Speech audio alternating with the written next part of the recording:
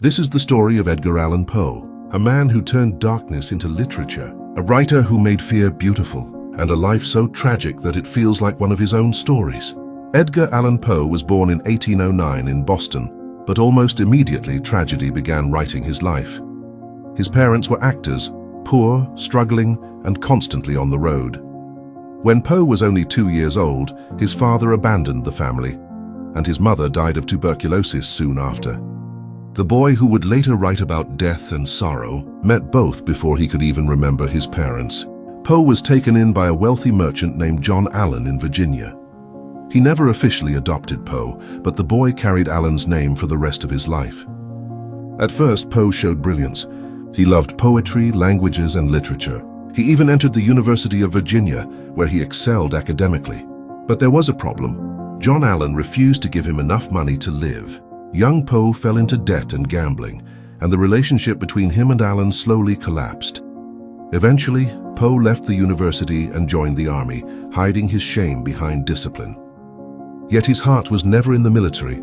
It belonged to literature.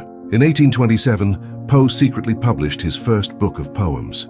Almost no one noticed. The world ignored him, but Poe kept writing. Years later, he published a short story that would change literature forever. The Murders in the Rue Morgue. With this single story, Poe invented the modern detective story. Every detective you know today, Sherlock Holmes, Hercule Poirot, even modern crime thrillers, owe something to Poe's imagination.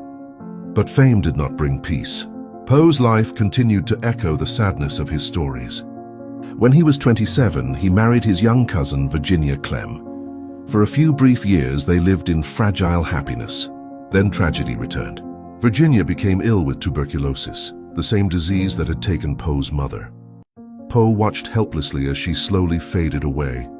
The grief nearly destroyed him.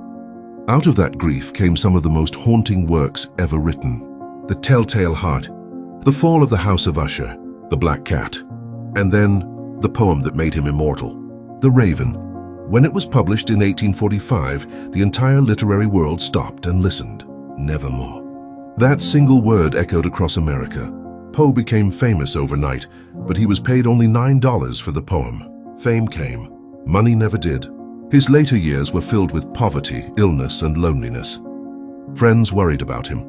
His mind seemed haunted by the same darkness he wrote about. Then came the final mystery. In 1849, Edgar Allan Poe was found wandering the streets of Baltimore, delirious, wearing clothes that were not his own. No one knew what had happened to him.